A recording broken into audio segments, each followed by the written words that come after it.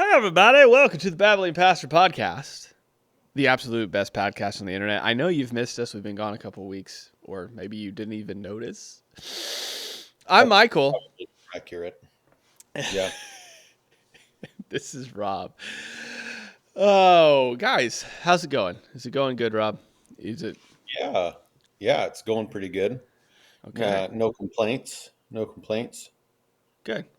Well, you shouldn't, because that makes you a complainer, right? That's The Ray Comfort whole thing. Like, if you lie, what does that make you? A liar. If you steal, what does that make you? A thief. And if you're a complainer, what does that make you? A complainer. So, yeah. welcome to the podcast that uses just logic when we talk about things. So today we are going to be. I actually don't. I don't have a lot of lead up to this first thing that me and Rob are going to be watching and responding to, because that's what we do. In case you're new to the Bible Imposter podcast, for whatever reason, this is all it is. Rob, tell me if this is an accurate description to what we do. We get on here with zero preparation, show each other different things off of X, and then just react to them with our opinions, and then that's the end of the show. Is that kind of what I mean? Yeah. I mean, that really makes it seem like we need to come up with a better plan here. But No, no, no, no, no, no, no, that's no. right. No, Rob, let me nip that in the bud real quick. So you're busy, I'm busy.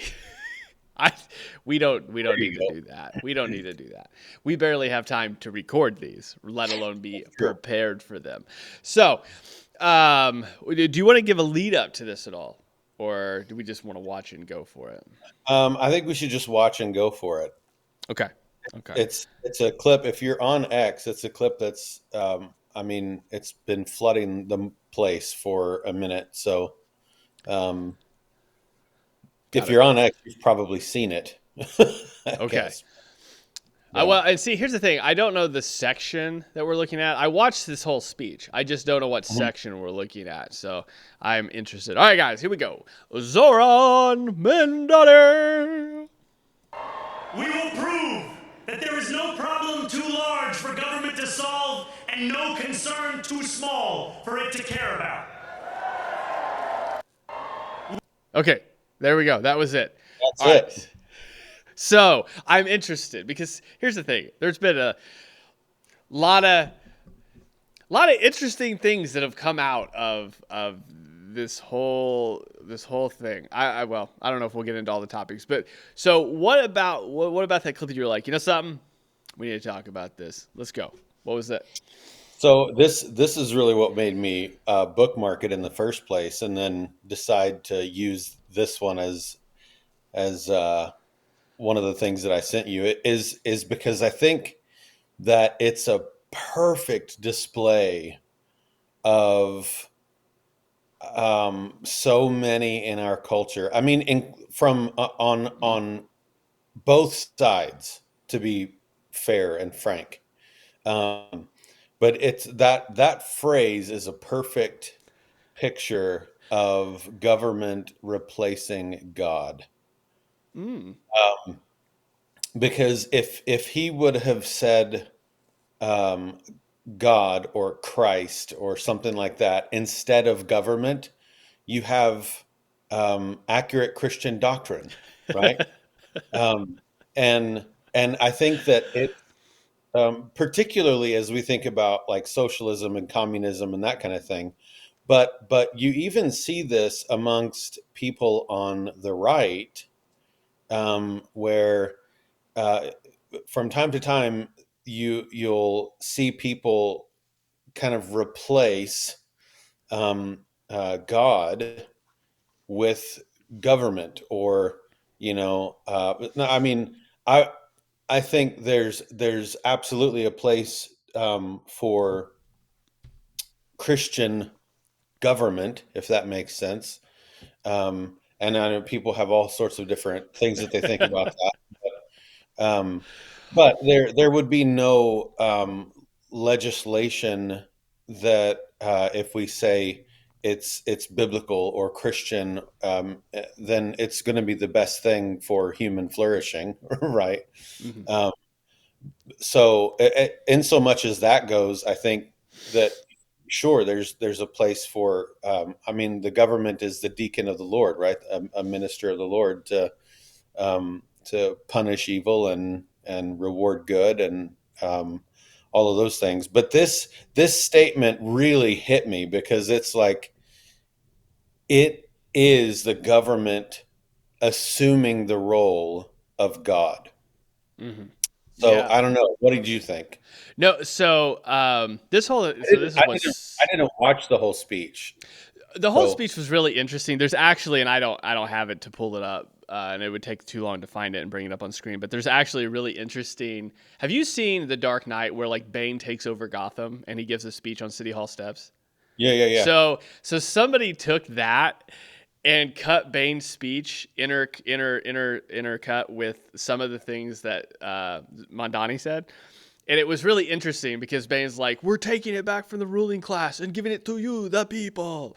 And so, like, there's a whole bunch of things that Mondani says that Bane also says. And so their point was like I don't know, this seems a little villain-esque. And so one of the things that I found interesting watching the whole speech is that so let me say this about the whole speech, and then I'll talk about this part particular and how I've seen the reaction online. So there's a lot, but I'll try to Yeah. sum it up. The first thing that I think the whole speech that was interesting, and what politics it seems like to me has basically devolved into, is that it's like I'm voting for this guy because I don't like the other guy. I don't. It's not Oh about yeah. Sure. policy. It's not about what's going on. It's about the other guy. I don't like the other guy. And so, like, when people were being interviewed about who they were going to vote for in New York, whether it was, Mondani or Cuomo, people would be like, I don't like Cuomo, but I definitely don't like Mondani. And so I'm voting for Cuomo. And you're like, okay, that's really weird. Fine. And that's the same thing whenever you look at, like, if you talk to people that, like, not this is again, that's not everybody that voted in New York, but that was an overwhelming sort of tone. And that's the same sort of tone that I heard for some people that were like, well, I don't like Biden, so I'm voting for Trump, or I don't like Trump, so I'm voting for Biden. Or anytime you hear any politician talk about anybody they're like running against, almost every political ad here at least is like, this person supported Biden or this person supported Trump. And it's like, I don't, but what about policy? Like, do we care about that? And so the whole speech was basically one big I don't like Trump. I mean, there's a whole section dedicated where he like looks in the camera and like, I'm talking to you, Trump. And it's like, okay, like at this point, it's not even about what your policies are. I mean, he did talk about his policies, but it's about sticking it to the other guy. And so Yeah. that was the weird thing about not only his speech, but everybody's speeches anymore. This part in particular, though, intertwined with how people have responded online, is really, really interesting because there are people, and a lot of them, I think, Christians, and I say ignorant in the sense of not stupid, but ignorant as in not knowing. I Hmm. think that there's a lot of people that are ignorant in the sense that they don't understand how the Bible outlines, or how God has outlined how government is meant to act over its people. And so you have definitely people that are more progressive for sure, totally lining up with like what he says there. Like, government of course should be the one that takes care of us and solves the problems and Hmm. here's all of the issues. Who else is going to do it? Is essentially the argument. And you have a lot of Christians that think sort of the same thing. Hmm. What I have found though is that there's a very distinct line, and this may be the next sort of split for people, on what is the government's role then. And so, is it supposed to be a system that takes care of its people? And then you have to like break down that word. What does take care of his people mean? Well, in Zoran's case, it means provide social services for its people. Um, and in the biblical case, it means that it's supposed to punish evil and reward good. And then the people will flourish when those things happen. and so, um, and so that's a distinct difference, I think, is that there are laws, you should obey them, and the government is supposed to be the one that enforces those laws for the good of its people, and it rewards those that follow and punishes those that don't. And then the Yeah. idea being that if that happens, society by itself if it follows the laws. I mean, and again, when Paul's talking about this in Romans, he doesn't even seem to be specifically talking about God's law. It's just as far as like moral law that is written on the human heart. And so if those laws are followed, society will flourish. Because evil's punished and good is rewarded. And so if you just follow out that, again, logical thing, it's not that it won't have issues, but people will take care of themselves in the long run. On that, I don't know which way you want to go with this.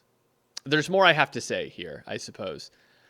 Let me go off on a tangent here and we'll see what happens. So people will bring up, like in my comments, I posted something the other day. Actually, no, I'm going to save this for another podcast because it's a whole other thing that I have for another episode. So go ahead. Okay. Go ahead. Sorry. Yeah, no, I think one of the important things that you said, and it was almost, it was really in passing when you said it, is, and people will take care of themselves. And I think that's actually more profound than it ought to be in our day and age, because in large part, and probably especially younger people,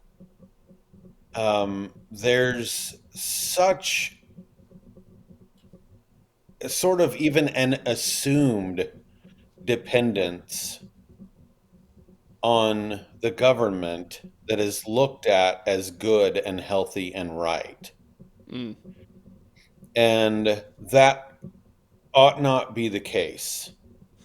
I mean, there certainly are those who fit that bill, and the quintessential, right? Like, lazy, don't want to work, whatever. Like that, Yeah. that person exists, right? I mean, yes, that person that needs exists. to repent and get to work, and they shouldn't get a dime from the government, frankly, because the scriptures are pretty clear, like with this whole kind of like, if you want to actually eat, you should probably work.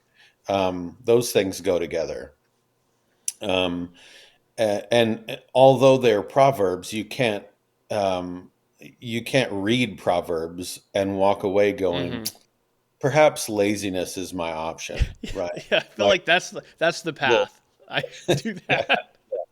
It doesn't make any sense. But I mean, human nature, right?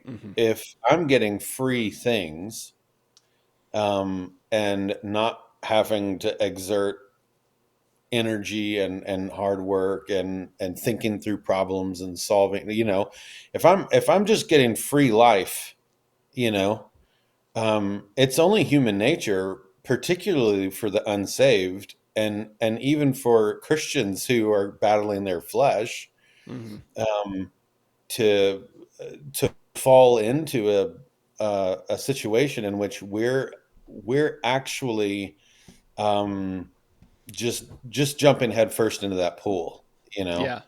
and taking advantage, and then furious when something happens that like takes that away, or whatever it might be. Yeah. Well, and to his point, I think here's the thing, and this is where I think Christians really have to think through that statement that he said, is that there's no let me pull this back up because I don't want to misquote him. So I'm going to listen to it one more time so I know exactly.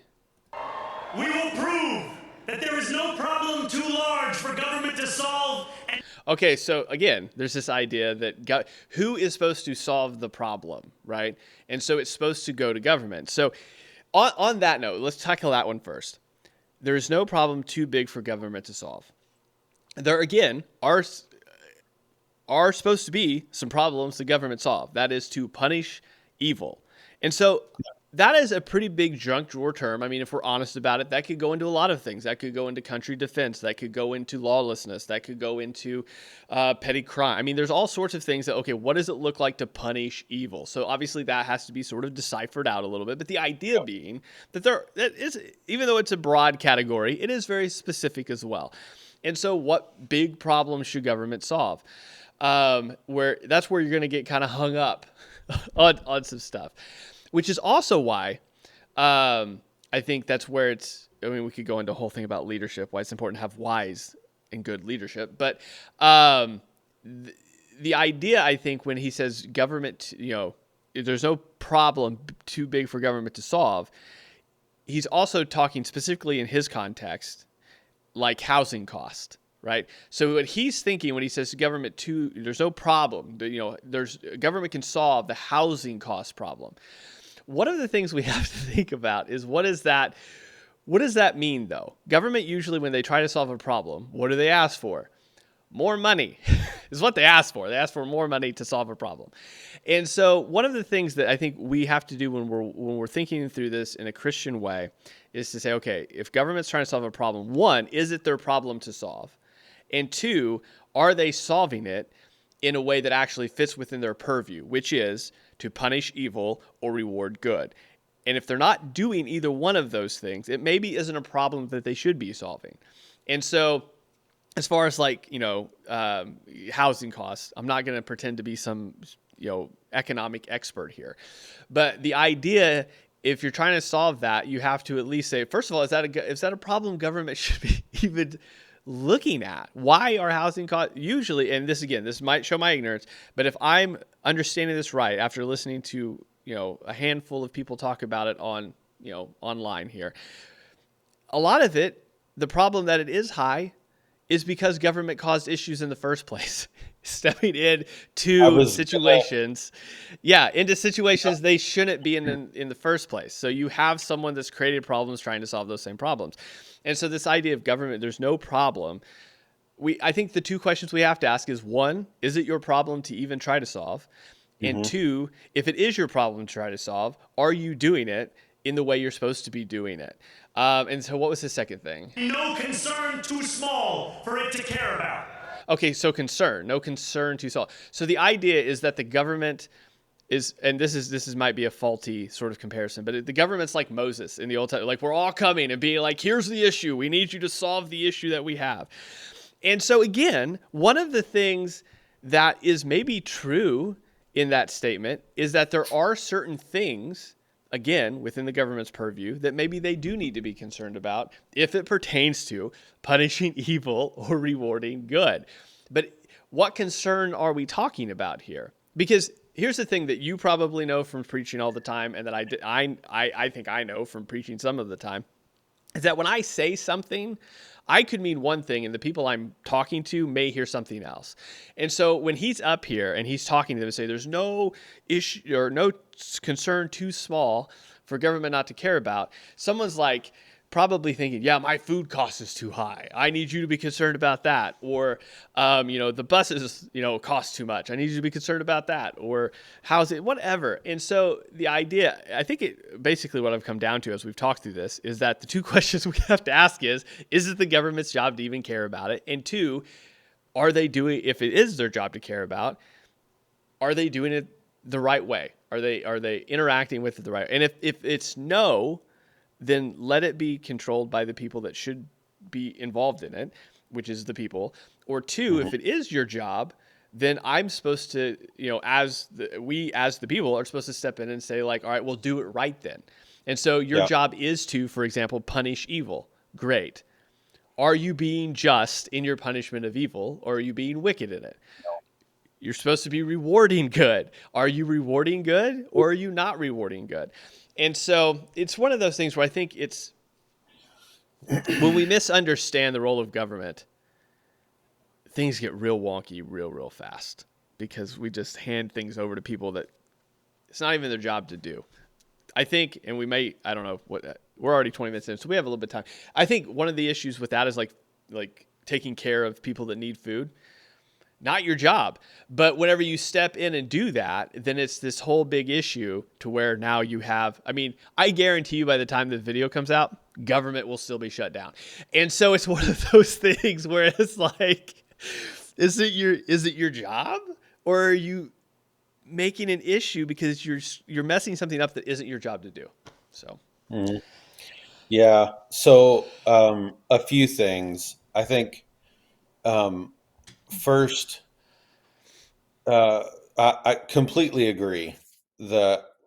His statement, "There's no problem too large for government to solve." First of all, that's just patently untrue. Of course, there are problems that are too big Yeah. for the government to solve.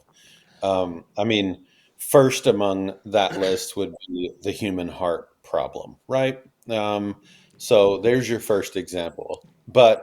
Uh, but you're absolutely right. And if you wouldn't have said it, it would have been the first thing that I said. That I mean, most of the problems that government is attempting to solve have been caused by our government. Mhm. Um, and in the first place, and they're not. It would be just the most major shocker if they actually, and they, I'm just being all inclusive, right? As our government, right? If they actually solved it the way that most of those things ought to be solved, which is methodically and systematically back out of it and mind your business. Um, because I think a lot of the problems begin with his second statement. Mm. There's no problem too small for the government to care about. Well, look, I'm not a libertarian by any stretch necessarily, um, but that statement, particularly coming from who it's coming from in this video, um, that means, at least to, okay, so what I hear is, which is your statement was right. I mean, that's Yeah. just true. Yeah. What I hear is, there's an assumption that because your government, you now have the right, and maybe even in your view, the responsibility to muddle in Mhm. everything, Yeah. everything, no matter how minute it might be, everything. Yeah. And to that, I would say, you know, pound sand, buddy. Right? I mean, because it's just not true. It's Mhm. not true. It's by and large, I think that that's what, Donald Trump is, far from uh, a glorious individual. Um, and he's done some things that are not good. Okay. Yeah. But I think one of the things that attract people to him is that at the very least, there have been things that he's done that, um, that make it seem like, at least, I mean, I don't know all of the details of it, but that make it look like he's actually doing that and backing out of some things, Mhm. you know, and that's good.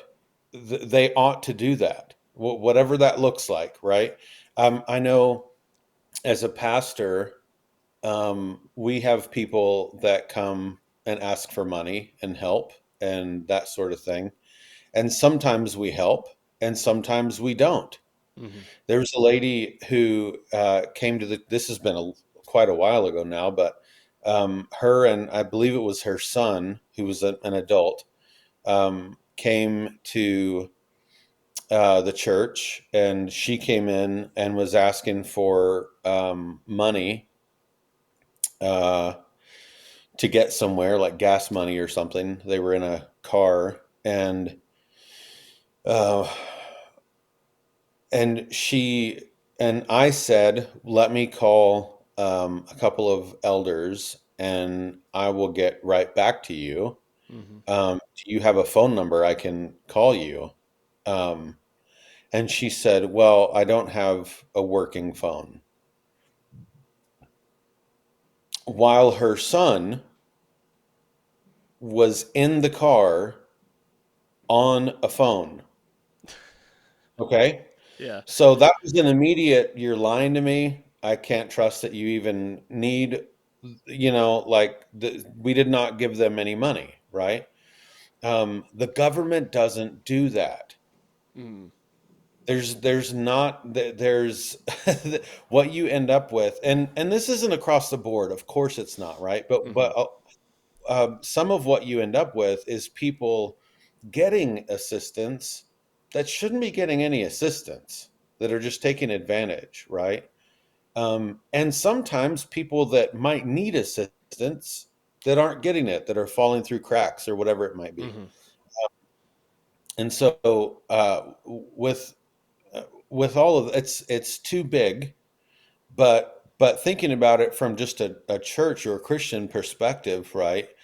If if the church was responsible, right, and the church um, did what I just described, and sometimes you can tell. Sometimes people walk in and one of the first, and you can tell they're embarrassed to be there. They don't want to ask. A guy will say something like, uh, if is there anything I can do to work or anything, and it's like, okay, we're probably going to help this cat, right? um, because it's just two different situations. Hmm. You can tell somebody, is just down and out, and it's that kind of discernment that at a governmental level, when Yeah, you it's can't when it have. all boils down to checks and balances and this criteria or whatever, it's impossible um, to actually facilitate Yeah. well, right? Not to mention, it's the church's job in the first place, in large part, right, to take care of people in those kinds of ways. Um, and the church has given up that ground over decades, and and now we're in a situation. I Yeah. mean, we really are. So And I think just one more thing would yeah. be, that when we talk about justice and the punish evil and reward good stuff, I think another major thing that doesn't get talked about.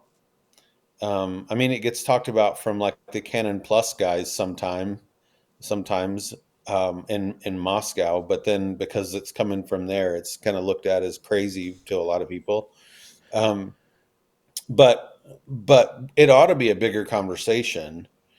The whole idea that someone breaks the law, goes to jail or prison for a certain amount of time, and they've paid a debt to society is just not true, and it's not helpful. Like if you've stolen $10,000 from somebody, just hypothetically, it's not paying a debt to society to have to go to jail for a Yeah. time.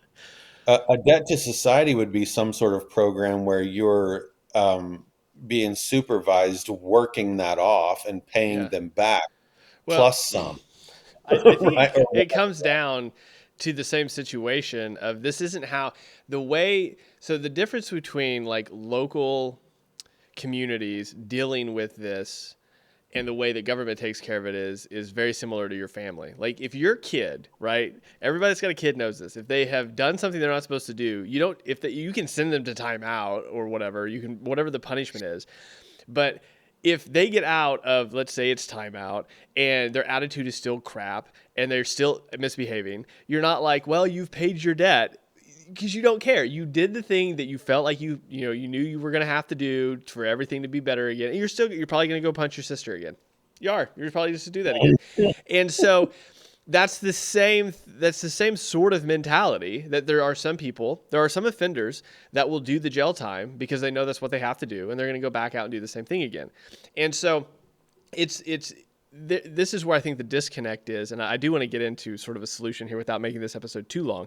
But one of the things that I think that communal, and we'll talk again, this ties into a different the thing I want to talk about on the next podcast, but just briefly touch on it here. It ties into the enormous difference between communal responsibility and government responsibility. And when government takes over the communal responsibility, they don't handle it well because scale matters, knowing somebody matters, being actually involved in a situation matters, and you can feel like you're helping, right?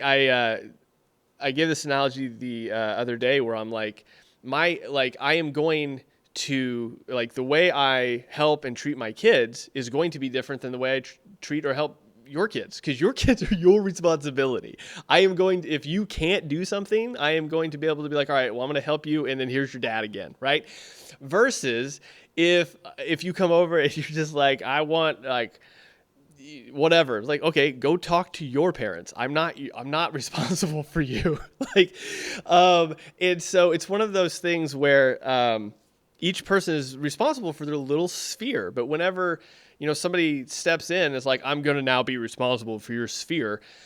When you give that over, and this, I guess, will kind of transition into the solution part I want to talk about. When you give that over, one, you do defaultly become more lazy. You're talking about the church, slowly giving over this thing to the government to, like, oh, you could take care of the people. And so the church has gotten a little bit lazy about it. Now, again, statistically, the church still gives a lot of money to organizations and donations and all that stuff. But by and large, because you're out of the habit of doing it, you're expecting big daddy government to take care of it. And you're like, well, we can help, like, for a little bit, but, like, you expect us to do it all the time? Like, you literally did a couple hundred years ago. So I don't know. And so it's one of the things where when you give that over, you start to expect that whoever you gave that over to is going to take care of it, even though it's your job. That's the same thing when, I know this example is going to make me sound old, but whenever we were in school, if I got in trouble, my mom and dad did not go, like, to the teacher and be like, what's your problem? Why isn't he learning anything? Dare you? Yeah, my parents were like, you're okay, we're going to have to, like, you're stupid. We're going to have to fix this problem because we're your parents. It's not the teacher's job to do that. We're supposed to do that. And so that's, I think, a very, simplified example of that, of who's responsible for what. So I want to move into this because this always comes up. So I don't want to do this episode without including this, because this will at least give me a reference point to be like, no, here, this is what I'm talking about. So what do you think the solution is, right? So the idea is, obviously, I've seen it all over online. This is my solution as well. I've talked to a lot of people about it, where I'm like, look, the church is supposed to, if we're talking exclusively about, like, food, right? We're talking about SNAP sort of food, taking care of those that can't, like, right? My thing is, and you seem to have articulated it here as well, is that is the church's job, to take care of those, that cannot, and this is key here, cannot provide for themselves. And so one of the things that you see online is that, like, again, the distinction that we've talked about this entire episode, which is government versus community. Some people are just dead set on that's the government's job. But how would you sort of walk through someone through the process of saying that doesn't have to be government's job?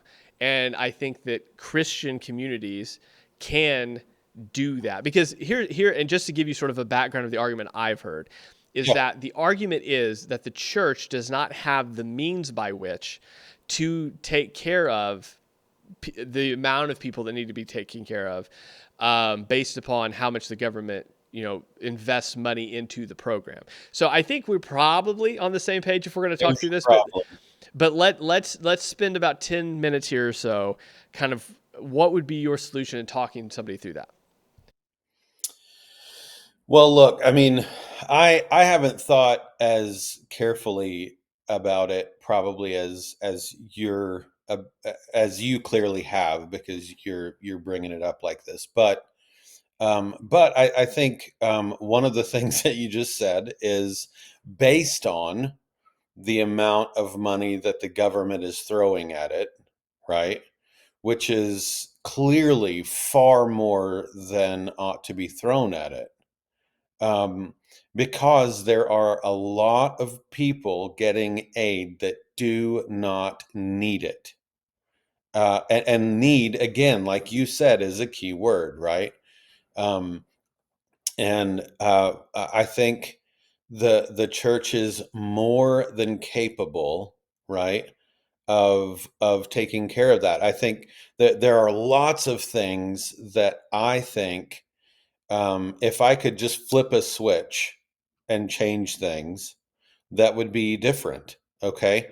If your church, this is just one small example. If your church is giving, um, uh, let's say, $20,000 to overseas missions, and a lot of churches in our nation will give that $20,000 to overseas missions, and $15 to their local something, right?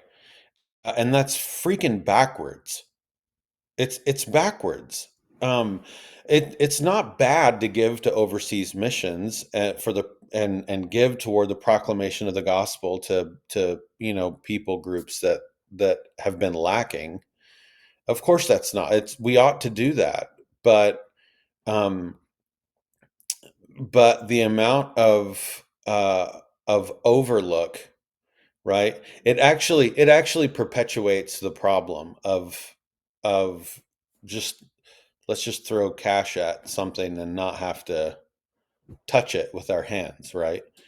Um, and so I think the first thing that I would say, just because I'm a local church pastor, right? So my audience, if I'm having this conversation, would be with my church, and the first thing that I would say is, then do something, right? I mean, Yeah. I we don't have a food pantry at our church, okay?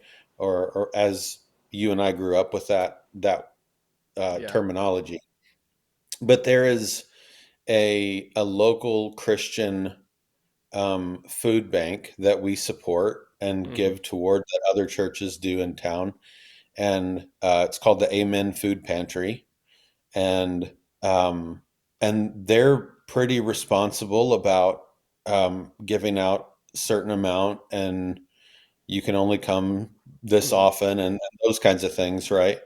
Um, and those are the kinds of things that we need to be doing.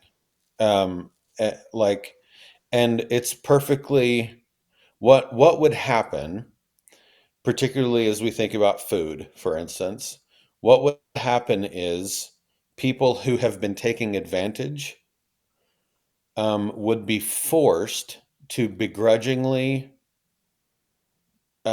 go get a second job, or whatever they Hmm. have to do to support themselves and their families, which men have been doing for millennia, For a right? long time. Like, Yeah. you're not by yourself. If you have to get two jobs or three jobs, how many success stories do we have in life Hmm. where a guy will say, "Yeah, my mom had three jobs to support us," and Hmm. I mean, okay, well then who is responsible for that success? I mean, in part, your mama, Yeah. right? Hmm. I mean, for doing the right thing, and just working her butt off to Yeah. support, right? Um, and I should have used dad, because that's the better and correct. Well, but you're Um, right. When you hear these stories, it's a lot of times it's the mom. Yeah. yeah, which is unfortunate, Yeah. because that means dad left like a coward a lot Yeah. of times. Um, but I mean, Yeah. that's where the No, I like conversation that. would go. It Yeah. would be like, do something then. Hmm. Let's do something. What do we Well, see, do? You I know? think that's one of the things that has been most. I'll use me because here's the thing. One of the things I think is most eye opening to many people. First of all, you hear about issues, okay, and what you'll have is people that are empathetic, but they've never been involved, and so empathy goes a long way. We're like, oh, we need to help. We need to. Okay, great. How? And it's always somebody else's responsibility because you're not. You know there's an issue, but you're like, I'm busy. And so there's a lot of empathy, but it's always somebody else's problem. And I think one of the things that solves that is, and again, we're talking the local church context, is whenever you provide people opportunities to be like, this is how you can like help, not throw money at it, but help. And so one of the things that I've noticed is really eye opening, not only for me, but a lot of people, is that like we pack what we call blessing bags at the school, local school. A lot of churches do this. We each take like a month. Usually you have like two 2 times a year you do it because there's so many people that participate in it. You just go and pack these bags that are used to give to children that otherwise wouldn't have like food after school. And when 2 things happen here when you do that, or what I've seen when people do that, is 1, you realize like there's a lot of need. And 2, you realize like this is what you're giving. Like if you gave this to me, like it's not like great food. It's all stuff that is processed, and like it's not great stuff, but it's food, but it's not great food. And so you kind of see like, okay, first of all, when you get done and you see the literal carts and carts and carts of bags, you realize just how great the need is. And 2, you realize that like, man, there's probably a lot more we could do here, as far as like, solving, not just like throwing more food at them, but like there's underlying issues here that even make this necessity. And so when you start doing that and start getting involved, not just being empathetic toward the situation, but actually understanding like, wow, okay, like there's a bigger issue here, is that 1, it's not just empathy in which you want to throw money at stuff, but it's an understanding. And I'm sure you've seen this too, as you've worked with people, just being a pastor, is that these are longer term problems that are going to take long times to solve. You can't just throw something at it or elect somebody or change one thing and it's going to solve an issue. One of the things that I've seen really effective is because we don't have a food pantry localized either. All the churches in the area support a big one, and everything feeds into that, and then they're responsible for distribution of it. Oddly enough, sort of biblical, laying your stuff at the feet of the apostles and letting them deal with it. And again, that's not just you throwing stuff at it, but that's you providing supplies and then volunteering and then being able to send people there. Other things that have really helped, and this goes more on the practical side of things, that I think that again, a lot of people don't want to do, but it is beneficial for solving long-term problems with long-term solutions, is that you have people that are successful, that are entrepreneurs, that are just like really good at the things they do. And they have programs that provide like internships for people that don't have skills to get those skills. And again, this isn't like, This is going to take dedication. This isn't, hey, we're going to pay you to come do this. You already don't have a job, but now you can come here and learn this skill that will enable you to get a job. So a lot of the people are like, well, you're not giving them pay to do that. They're already not getting paid to do something and getting assistance. So why not get assistance while you're volunteering to learn a skill that you can use those skills to go get a job? And so there's a lot of things, even through similar situations, there are like job postings that are specifically for people that are already coming to the food pantry to get that. So we already know you're in need of a path forward. And so here are some job postings that you can know about that are opportunities specifically for you to get sort of on a path to do better. The big difference here, I think, and this is where a lot of people mainly, and I don't mean, here's the thing. Stereotypes apparently are stereotypes for a reason in some cases. But liberal white women are the worst when it comes to this whole, like, how dare you tell somebody to work harder? Like, but it's one of the things that it is going to take harder work and more dedication in order to get out of situations. I made a post this last week where like somebody said, don't look down on somebody on welfare because you got luckier. And my thing's like, it's not luck. Like my parents did not work, morning and evening consecutively, not seeing each other in order to pay off debt that they accrued to themselves, in order to get out of that debt and be able to live in retirement in a comfortable, not rich, but comfortable way. It wasn't luck that did that. It was dedication and drive. And so one of the things that I think you have to teach people, and again, this is up to the person. And I think this does come down in some way, if we're going to talk about this government thing that Mandani's talking about, where you have to punish evil and you do reward good. And so whenever somebody doesn't want to participate in a system that is going to benefit them, then they're going to get the outcome of not participating in a system. I mean, if you don't want to work, going back to if you don't work, you don't eat. Look, if you are not willing to understand that it is going to take some dedication on your part in order to get to a place you want to be, then like you said, maybe you don't understand that. Like, again, I'm not going to let you starve, but you're not getting the best of the best here because you're obviously not willing to put forward any effort to do that. And so this is not care based on effort as much as it's like you are going to succeed as much as you put effort into it. And and this goes back to the community part. The community around you sees that. I mean, we grew up in small communities. Everybody in the community knows that Jim Bob down there, no matter how many opportunities Jim Bob gets, isn't going to take any of those opportunities. And so no one's going to let, and this is the grace, I think, that is in small Christian communities. No one's going to let him starve, but we're also not just going to give him whatever he wants. Because everybody knows if you do that, he's going to abuse this. He's going to abuse it. So we're going to find the people that do want to have help and do want to put forth the effort, and they're going to have opportunities, and they are almost always going to dig themselves out of that hole because they know that those opportunities mean that. And so all that to say, I think the solution is not bigger government, but better communities, smaller communities, that when you know the people and you know they're willing to put forth the effort and you know that their intentions are good and you know that they want, in many cases, I want to be able to vague here for the sense of, I don't want to get anybody. There are people that I know that care for children that are not cared for, unfortunately, by their parents. And so you can tell pretty quick whenever a parent is taking care of their kids or want to put forth the effort or just want somebody else to do it. And so when you know that in a smaller community, you're able to give those people opportunities to get out that maybe they were never taught to do that, but you're able to offer them a path to that. And so instead of handouts, this is going to sound like a slogan. Instead of handouts, it's a hand up. But it's one of those things where it's like you're helping somebody and it's out of a situation that they really couldn't get out of by themselves, but you have the means by which to sort of put them on that path. And so government sees a lot of problems, but their solution is often terrible because they assume everyone's going to approach the problem the same, and they're not going to approach the problem the same.